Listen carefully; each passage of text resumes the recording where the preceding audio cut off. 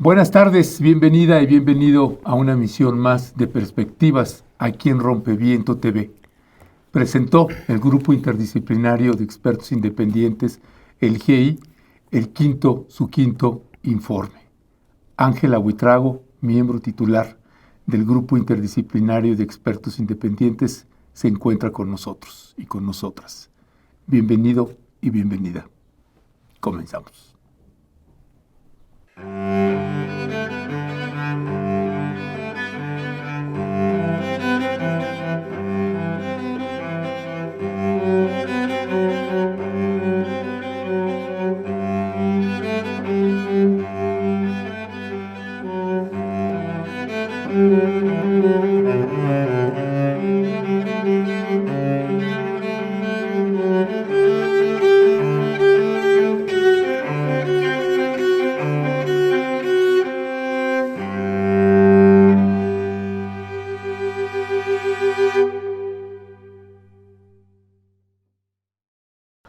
Gracias por continuar con nosotros. Está usted en Perspectivas aquí en Rompeviento TV y estamos muy contentos de que está aquí Ángela Buitrago, titular del Grupo Interdisciplinario de Expertos Independientes, a quien le damos la más cordial bienvenida. Mi querida Ángela, bienvenida.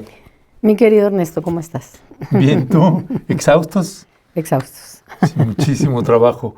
Ángela Buitrago, una sacudida tremenda que se presentó en este quinto informe y que ya nos han acostumbrado a que nos van presentando información muy puntual del caso, como nadie lo ha hecho en todos estos años que llevamos del caso Ayotzinapa.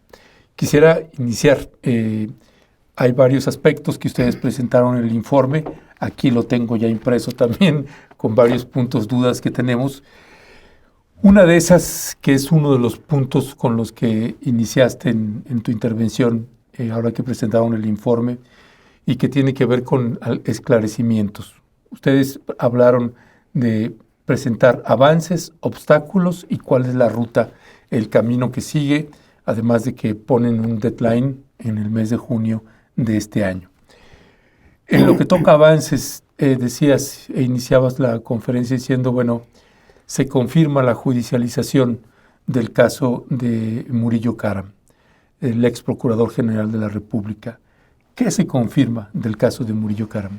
Digamos que el tema estaba también suspendido por una serie de amparos y recursos que se habían interpuesto por la defensa del ex procurador, y estos ya se resolvieron manteniendo al ex procurador, entendiendo que hay elementos para mantener la medida de aseguramiento en centro carcelario, y también entendiendo que a pesar de que se ha alegado permanentemente, algunos elementos de enfermedad del ex procurador, la realidad es que la Fiscalía comprobó a través de los peritos que es una situación que no amerita tener otro sitio de reclusión y por esa razón se devolvió al reclusorio en el que se encuentra.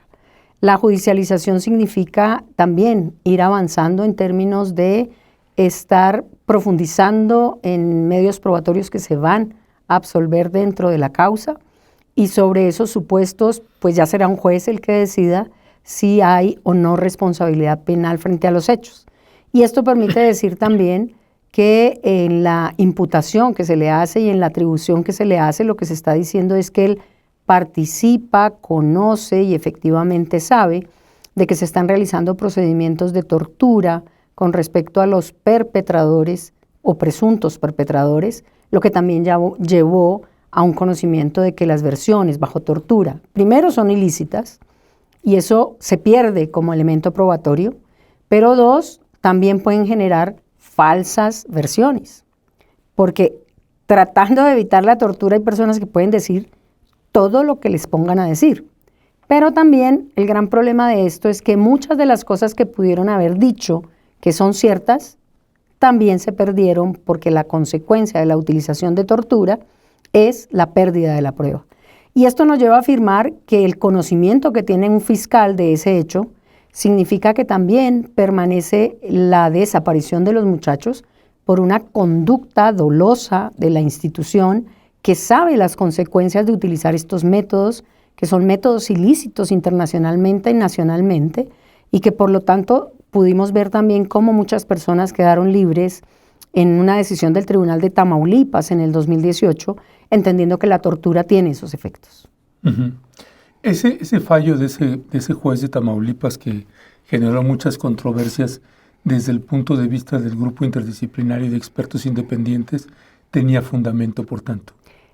No solamente tenía fundamento, es importante decirlo, era un cuerpo colegiado, era un tribunal que hace análisis incluso de las informaciones de algunos exámenes y análisis que nosotros también delatamos en el primer informe, y en el segundo confirmamos en cerca de 17 presuntos perpetradores, que posteriormente se vino a confirmar hasta con los videos.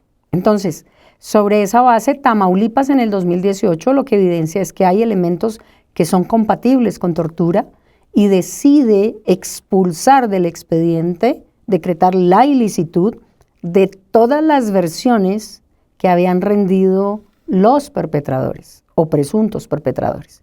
Y esto lleva a que tocó volver a empezar de nuevo. Sí.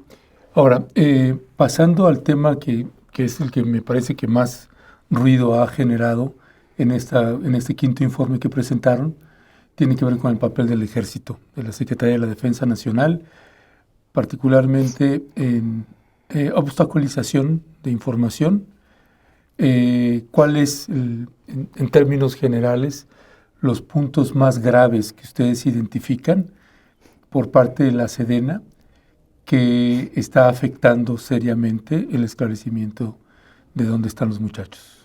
Mira, nosotros hacemos un recorrido en el informe en donde inclusive evidenciamos cómo hay información que genera la negación de aspectos que son básicos, que están demostrados documentalmente. Y quizás por eso también incluimos en el informe y pusimos en la conferencia de prensa documentos que permiten confirmar la existencia de un centro muy importante para nosotros, que es el Centro Regional de Inteligencia Iguala Norte, que incluso nos han certificado por escrito que para el 2014 no existía. Cuando todos los documentos, como se puede ver en el encabezado, son parte de ese Centro Regional de Inteligencia y aparecen con el sello, obviamente, de Sedena y la información que no solamente llega a Sedena, sino que analiza, procesa y saca un resultado. Entonces, cuando a mí me dicen, y al grupo o al GIEI le dicen, no hay existencia de esos CRFI como Centro Regional de Inteligencia, y nosotros confirmamos con los documentos que se está produciendo en tiempo real, pues hay una gran inconsistencia entre lo que contesta por escrito Sedena y lo que tenemos documentalmente. 2, si esa información que hace el Centro Regional de Inteligencia es el levantamiento de información segundo a segundo de lo que están monitoreando y analizando técnicamente de conversaciones entre grupos criminales, entre personas de seguridad pública o funcionarios que tienen relación de una u otra manera con estos grupos criminales, lo que decimos categóricamente es que para nosotros son fundamentales todos y cada uno de esos documentos con su origen, la transcripción y su análisis. A ver, tenemos por ahí el 1 informe GIEI, tenemos ahí esa imagen, esta que estamos viendo a cuadro. Sí. Y que ustedes hablaron al respecto ahí en la conferencia. Ese documento que está fechado 26 de septiembre del año 2014. Uh-huh. Ese documento viene firmado. Sí, viene firmado. O sea, se tiene el nombre de... Sí. Ustedes hablaron también en la conferencia matutina de Carlos, habló al respecto de que también tenían un documento que constataba que había una orden de que ya no se les diera más información. Pero digamos que son cosas diferentes, para claridad de la pregunta y pues para claridad del público. Cuando nosotros informamos que el Centro Regional de Inteligencia existe, la demostración es el documento que acabas de pasar, que no es solo uno.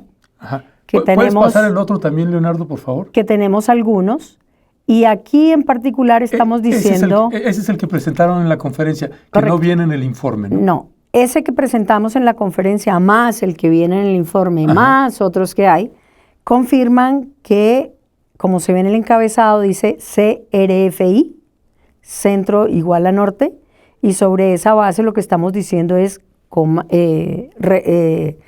Regional de Inteligencia igual a Norte.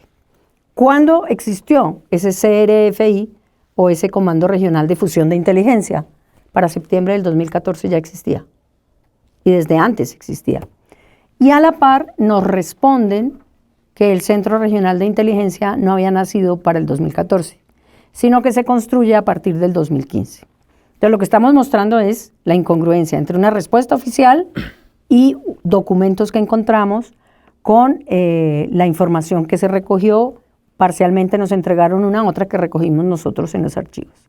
Y lo que estamos diciendo en la segunda parte de esos documentos es que resulta que hay una decisión, según el mismo documento, que está amparada por normas constitucionales y legales, de una información técnica que recoge el grupo del Centro de Fusión de Inteligencia.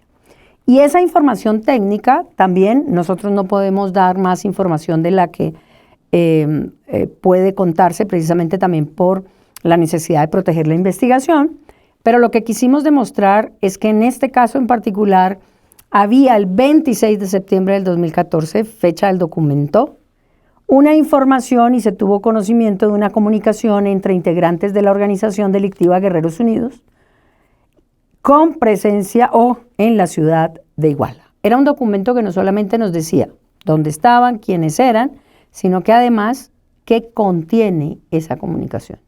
Nosotros no dimos la información de lo que contiene esa información, que en nuestro criterio también es relevante, es fundamental, pero lo que te permite mostrar es que tanto el CRFI como el análisis técnico es un elemento que se tiene y que en el fondo lo que nosotros queremos con esto es tener esa información solo y con la finalidad también de saber qué pasó con los muchachos. Porque precisamente en ese momento, así como pasó con las conversaciones de Chicago, todas esas conversaciones nos permiten establecer relaciones, vinculaciones, a quiénes pagaban, qué llevaban, cómo estaban cooptados funcionarios públicos. Déjame te interrumpo ahí. En la imagen 1, en esa, y después que está fechada el 26 de septiembre de 2014, y luego la imagen 2, esa que está fechada el 14 de octubre Correcto. de 2014. Correcto. Esos documentos están y además tienen otros, me dices, están firmados por la misma persona. No, están firmados por diferentes personas, pero si tú ves el emblema de la producción del documento, el documento está bajo el sello de Sedena. Están firmados por personal militar en activo. Sí. Sí, ok. Pero independientemente, lo importante aquí, mira, y aquí lo importante del sello, es que dice Secretaría de la Defensa Nacional. Sí. Sí, no. Entonces, si tú utilizas un papel membreteado que dice Secretaría de la Defensa Nacional, la pregunta es, ¿de quién depende el recibo de esa información o la información que hay allí? Y sobre esos supuestos también, si nosotros decimos, hay un análisis técnico que se le pasa a la Secretaría de Defensa Nacional, ese análisis técnico debe tener una base del monitoreo que te permite decir cuáles son las conversaciones entre A, B y C. 2, un análisis técnico que significa también que o el S2 o inteligencia han hecho una valoración del contenido de los que hablan, de qué significa y obviamente de qué acciones tomar. Ok, entonces, en aras de llegar a la verdad de este trabajo tan exhaustivos que ustedes han hecho, pregunto, estamos hablando que estos documentos serían, en términos reales, hubieran sido útiles saber dónde estaban los muchachos en ese momento, y en este momento tendríamos más nociones de dónde están y quién participó en esa desaparición. Correcto. Lo has dicho perfectamente. Esa es la importancia de esos documentos. Esos documentos firmados por militares en activo, el presidente de la República ya sabe quiénes lo firmaron. Yo no... O sea, esos documentos... Esos documentos hacen parte de la investigación penal y esos documentos hacen parte de la autorización que nos dio el presidente para extraer la información. Obviamente, si son documentos de Sedena en la fecha, pues yo creo que de todos modos se asume que los firman personas que pertenecen de una u otra manera a cualquiera de las instituciones que están vinculadas con esta institución. Sí, yo lo pregunto, sé que es 2014, pero por eso pregunto si son en activo. ¿En activo en esa época? Sí. No, ahorita. No. Perdón, te había entendido mal. En activo en esa época sí. Es que del 2014 acá han pasado 8 años y medio. Por eso. No, sí, lo que quiero saber es como que ahorita vamos a llegar más adelante, sí, en esta otra parte de los militares y de otras dependencias como el CISEN, que tienen orden de captura y que no se ha procesado, pero por eso preguntaba sobre, en este caso de estos quienes firman, si estaban en activo ninguno. Hay algunos que digamos, recientemente cumplieron periodo, hay otros que hace un tiempo cumplieron periodo. Okay. Es decir, ya causan baja. Baja. Ahora, del documento del que hablaba Carlos, donde dice, tenemos un documento donde podemos constatar o verificar que hay una orden de que ya no se nos dé más información. Esa es otra información. Y esa es otra información que no tiene que ver con estos CFI. Lo entiendo. Y sobre esa base, lo que comentó Carlos, que efectivamente está dentro del informe, es que tenemos evidencia de que hay una decisión para no dar más información. ¿Y ese documento también viene firmado? Ese documento viene con unas rúbricas. Ok. O sea, ¿y el presidente sabe de ese documento? ¿Ya lo tiene en su poder? No, de ese todavía no. Ok.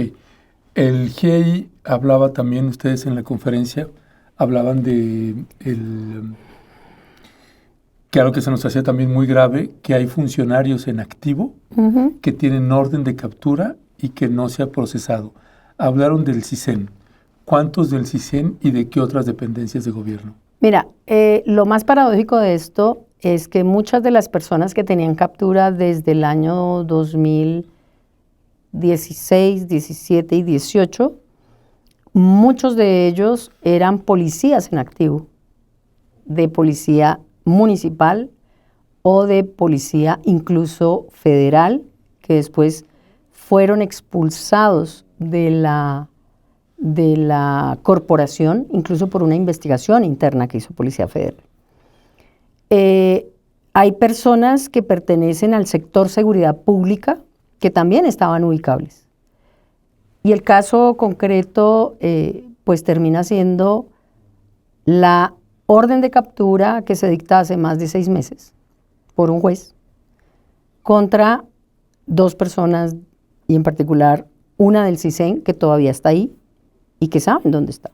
Entonces la pregunta es, si nosotros tenemos una orden de captura, sabemos que la persona está ubicable, ¿por qué no se ha cumplido esa orden de captura? Pasa lo mismo con Policía Estatal. La Policía Estatal estaba activa en otros municipios. ¿Y de qué otras dependencias de gobierno?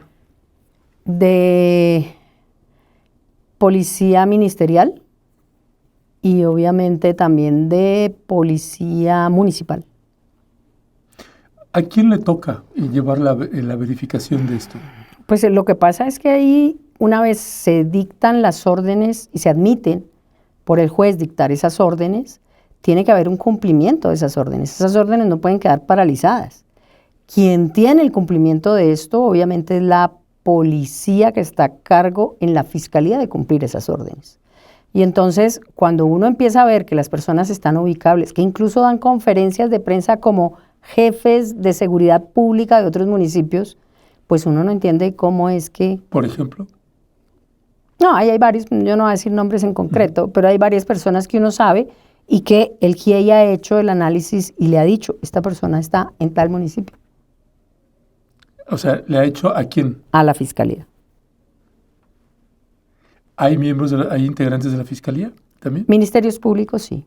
Pero además también tenemos el problema, por ejemplo, la orden contra Gualberto Ramírez, que era un exfuncionario de Seido.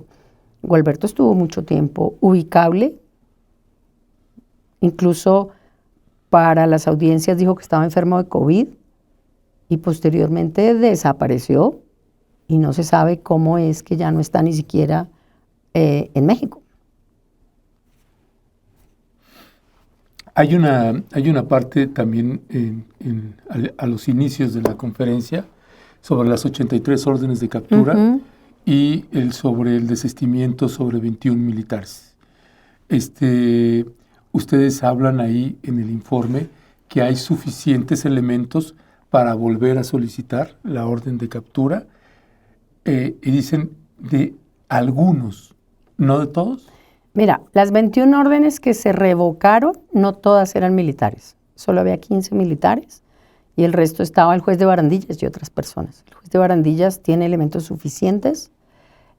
Nosotros lo que hemos dicho es que le hemos pedido a la Fiscalía que ante la contundencia de la prueba, y aquí es un elemento importante, si un juez decreta una detención es porque encontró elementos para hacerlo. Y ese juez decretó las 83 órdenes de captura en el mes de agosto del 2022. ¿Quién pide que se bajen 21 de esas órdenes?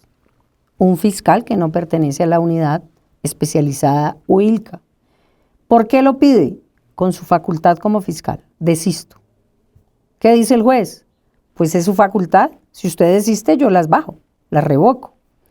Pero técnicamente hay información y lo que nosotros hemos dicho es que prioricen de manera inmediata por lo menos 6 de esas para que vuelvan a reactivarlas. Pero no quiere decir que las demás no tengan elementos, sigan perfeccionando la investigación, porque la investigación es un trabajo continuo. O sea, la investigación no es que cuando tú pides la medida se para, sino que la investigación es un proceso que va acumulando elementos y se va avanzando a medida que yo voy llegando a determinados momentos procesales. Entonces, si yo tengo elementos para pedir una medida, no quiere decir que ahí paró la investigación, sino que tengo que seguir llenándome de razones para completar los otros momentos procesales. Y hay, pues si el juez consideró que había, es porque hay elementos. ¿Que hay que robustecer algunos? Sí. ¿Que hay que buscar confirmación en otros? También. Con la experticia que les habita y el conocimiento amplio que tienen del caso, llama la atención acá en México que nunca se le haya llamado a declarar al ex secretario de la Defensa Nacional, Salvador Cienfuegos. ¿Consideran ustedes que sería una necesidad para el esclarecimiento del caso Ayotzinapa el testimonio de quien era el mando del ejército? Pues yo creo que aquí todas las personas que tuvieron conocimiento de los hechos debían haber sido declaradas, todas. Y obviamente en el tema en particular de cómo deciden o no deciden llamar a las personas, es un tema en donde tú vas a poder ver también que se han solicitado muchas declaraciones de muchas personas que hacen parte de toda ese núcleo de organizaciones, instituciones, que le permitieran aclarar muchas cosas. Ahora, en el tema particular de esta persona, pues esta persona lo que siempre ha dicho es que se opuso incluso a que el GIEI recibiera las declaraciones de sus soldados, porque él consideraba que nosotros no podíamos recibirle declaración. Ese también sería un elemento bien interesante, o sea, ¿por qué omitió? ¿Qué tanto afectó ese tipo de decisión del el ex secretario Salvador Cienfuegos? Yo preferiría no contestarte esa pregunta por varias razones, inclusive porque pues es un tema bien espinoso y bien interesante que ya está y debe estar revisándose en el tema de qué efectos causa. Pero lo que sí te puedo decir es que cuando nosotros vemos que lo que contamos en el informe, que los soldados solamente suministran parcialmente informaciones, que entre otras generaron bajo acuerdos, pues lo cierto es que nos está dando toda la información desde el inicio. Y también se ve cómo han cambiado de versión durante todo este tiempo. Entonces, cuando nosotros empezamos a encontrar que hay cosas que los soldados no han dicho, que hay cosas que dijeron en otro contexto o cosas que omitieron, pues sí sería muy importante, como ya lo pidió el GIEI, que se investiguen esas omisiones, esas faltas de información que son fundamentales. Y también que se investigue por qué razón han variado de versión. El GIEI nunca solicitó una entrevista, no interrogatorio, entrevista o algún diálogo con el ex secretario Salvador Cienfuegos. Sí, y nos dijeron que no. ¿Cuándo era secretario? En el 2015. Ya. ¿En ese tiempo no? No, nunca. Nosotros nunca pudimos tener esa entrevista. Ya. Ángela Buitrago, llegando ya al tramo final ahorita de la entrevista, me gustaría pensarlo, el caso de Ayotzinapa por dependencia de gobierno. En lo que toca para la audiencia, para quien te está escuchando, me detengo en el Ejército, me detengo en la Marina, me detengo lo que antes era la Secretaría de la Policía Federal y que ahorita es la Secretaría de Seguridad Pública y la Guardia Nacional en materia de la aportación de la información. Hemos hablado ya de la Sedena. En lo que toca a Marina, el nivel de información que tenía la Marina y de afectación por haber ocultado ese caso, esa información, ¿qué tanto ha impactado en esta investigación? Mira, yo creo que aquí ha habido un fenómeno bien interesante también en el tema en que la Marina nos ha abierto la compuerta también para poder buscar información y para poder recibir declaraciones de personas que estuvieron en esa época. Esto pues te permite también tener una dimensión y el tema es cómo todos estos elementos, después de la apertura del presidente para poder ir a buscar estos documentos incluso a la Marina, pues también permite hacer un paneo y una revisión de quiénes pueden estar colaborando. Pero sin embargo, nosotros tenemos respuestas del año 2016, 2017 y 2018, en donde la Marina no genera una respuesta completa a toda la intervención de la Marina. Y ha sido a través de todos estos hallazgos que hemos podido saber realmente en qué sectores, bajo qué condiciones, y eso es lo que estamos investigando. Así que en este momento consideramos muy importante decir que se está abriendo la compuerta, se está generando interlocución en este sector y se está permitiendo acceder a información que antes no se conocía. Y sobre esos supuestos pues estamos en pleno proceso de verificación de algunas cosas directamente con ellos. Lo segundo, cuando nosotros decimos de la institucionalidad, también podemos decir que no conocemos ninguna investigación interna, por ejemplo, de Policía Estatal, no conocemos ninguna investigación interna de Policía Municipales, no conocemos ninguna investigación interna de bomberos, no conocemos ninguna investigación interna de tránsito, Policía de Tránsito de Iguala, no conocemos investigación interna de Huitzuco, que sabemos que todos ellos de una u otra manera estuvieron relacionados con el hecho. Y sí conocemos una investigación interna de la Policía Federal que terminó incluso con expulsión y sanción porque se verificó la falsedad, la destrucción, el cambio de tarjetas informativas de varios de los policías federales. Esto también te da un nivel. Sabemos que Sedena, por ejemplo, hizo una investigación interna a la que no hemos tenido acceso. ¿Es a la que refieren de la justicia penal militar? Justicia penal militar, correcto. Correcto. ¿Y ahí es sancionar? En la justicia penal militar incluso encontramos algo que es muy importante y que lo dijimos en el informe pasado, que 2 personas, entre esas el capitán Crespo y el soldado Mota, fueron investigados disciplinariamente por omitir información el día 26 de septiembre del 2014 y fueron sancionados con la mayor sanción, arresto de 8 días. Eso nunca lo comentaron, nunca lo informaron, hasta que se encontró un documento y obtuvimos una información también que nos permitió llegar a ese punto. Y ahí es donde decimos nosotros, pues tiene que haber no solo una investigación para esa sanción, sino que además conocemos que hubo una investigación general sobre los hechos del 26 y 27 de septiembre. Hemos encontrado algunos documentos, pero el expediente completo no lo tenemos. Por ejemplo, en esta parte de las investigaciones de la justicia militar, ¿son solo esos 2 casos de militares que fueron llevados bajo justicia militar y sancionados, o son más? No, es que no sabemos la otra investigación que se hace sobre los hechos porque investigaron a todos los que estaban allí. No sabemos qué pasó con eso.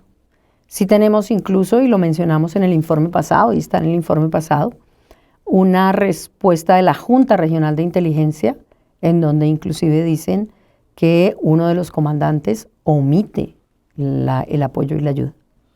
¿Qué colaboración han tenido con la secretaria de Seguridad, Rosa Isela Rodríguez? Rosa Isela nos abrió todo el archivo, hemos podido ir a Guardia Nacional, hemos podido buscar la información que necesitamos. Todavía nos queda una parte porque los archivos son bastante grandes, están todavía con el traslado a Guardia Nacional, pues están en condiciones en donde todavía no están organizados, entonces nos ha tocado caja por caja, pero hemos tenido también la autorización de Rosa Isela para hacerlo con orden del presidente de la República. ¿Por qué el GIEI pone un deadline para quien te está escuchando de junio? En junio, ¿qué va a pasar en junio?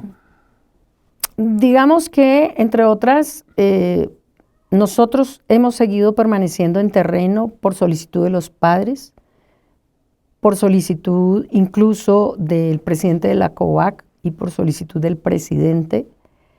Los padres consideran que es importante que el GIEI siga quedándose y entonces hemos puesto un plazo máximo frente a las circunstancias también de mirar cómo va avanzando esto.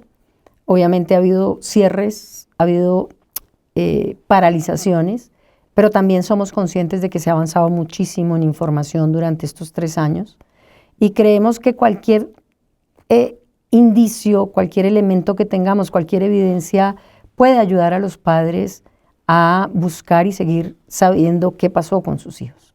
Entonces, hemos puesto ese punto también con fundamento en todos los obstáculos que tenemos, con la necesidad de que se venzan esos obstáculos y decir definitivamente que queda una serie de evidencia que se puede usar para poderles dar alguna respuesta de verdad, de justicia a los padres sobre los desaparecidos y sobre sus hijos, y también a México, porque yo creo que en esto hay que verificar que todo esto no es solamente un procedimiento que se usó el 26 y 27 de septiembre, la colusión de autoridades, la corrupción, el tema en particular de actividades sistemáticas de seguimientos, etcétera. Esto es un fenómeno que yo diría es complejo y es un fenómeno extendido. Y esto puede dar respuestas a muchas de las desapariciones que ocurrieron durante esos años en Guerrero y que también se extendieron a municipios como Mezcala, Iguala, Huitzuco, Tepecuacuilco. O sea, ahí tienen una cantidad de respuestas que son importantísimas. Y creo que es necesario decirlo, los padres y la petición de los padres es lo que ha hecho que nosotros extendamos esos 3 meses para ya definir de una u otra manera la participación del GIEI en México. ¿Ustedes todavía tienen una reunión para hablar sobre esto con el presidente? Sí, está pendiente. Ya. ¿Y qué podemos hacer las y los mexicanos para que no se vayan? Tan lindo. No, pues el tema... Es que, Ángela, nadie conoce el tema como ustedes.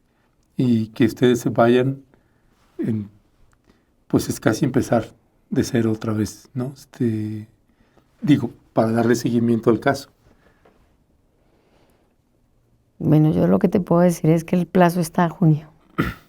Y la verdad, pues queremos seguir apoyando, aportando y trabajando en lo máximo que podamos.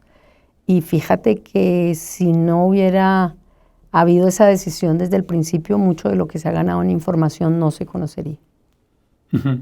Así que creo que para los padres y y para nosotros apoyar en eso, pues se convirtió también en un tema muy importante en aras de saber a lo que tienen derecho los padres y es dónde están sus hijos. Como periodista, y te puedo hablar a título personal, y como desde nuestro medio, nosotros apreciamos y valoramos muchísimo lo que ustedes siguen haciendo, están haciendo. Ojalá pueda continuar el trabajo de ustedes. Lo digo desde la razón y desde el corazón. Y te pediría también un mensaje para los padres y madres de los normalistas. ¿Qué les dirías? Te adicionaría una cosa también en la respuesta anterior y ya le daría el mensaje a los padres y madres, y es que la Fiscalía también mostró con la unidad especial, con Omar Gómez, con todo su equipo, con todas las personas que participaron y avanzaron en estos temas, que si la Fiscalía quiere, puede. Y eso también era una sensación que teníamos como GIEI, de que se había demostrado también por la Fiscalía que había decisión de no permitir la impunidad y de llevar a juicio a todos los responsables en todos los sentidos. Así que creo que también el tema es pensar que si la institucionalidad regresa, si se puede realizar eso, sea México el que haga estas investigaciones con la transparencia, imparcialidad y objetividad que por lo menos nosotros presenciamos en esa unidad especial dirigida por Omar Gómez. ¿Fue un golpe? Fue un golpe. ¿A todo el proceso de investigación? Fue un golpe porque de todos modos, yo lo decía quizás en la presentación anterior, volver a conocer a detalle lo que han levantado de información otras personas requiere, primero, mucha disciplina y segundo, no perder el contexto. Y esto es difícil. Es difícil porque pues, es volver a empezar. Son personas que no tienen la información dentro de la posibilidad de contextualizar las situaciones. Y entonces cuando vas a imputar, si tú pierdes una parte, puedes perder una parte neurálgica para responsabilidad. Se pierde el tiempo. Conocer 70 investigaciones, cada investigación tiene más de 3, 4, 5 tomos, pero la A1, por ejemplo, tiene más de 900 tomos. Tratar de entender qué ha pasado en 900 tomos si no le has seguido la pista es muy difícil y también es muy complejo para las personas que llegan, porque pues no les puedes exigir que en un mes sepan qué hay, todo lo que hay, etc.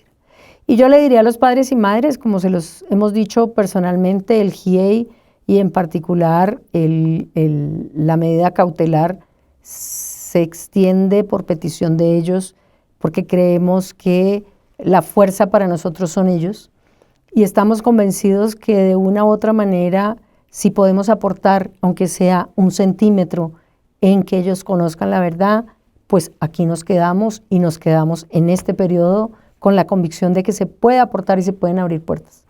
Cuando ya nosotros decimos, ya, efectivamente no hay más que avanzar, y se lo hemos dicho a los papás también, Carlos ha sido también muy especial en transmitirle a los padres la necesidad de la persistencia, de la insistencia y sobre todo de la resistencia a cosas que por el cansancio mucha gente renuncia.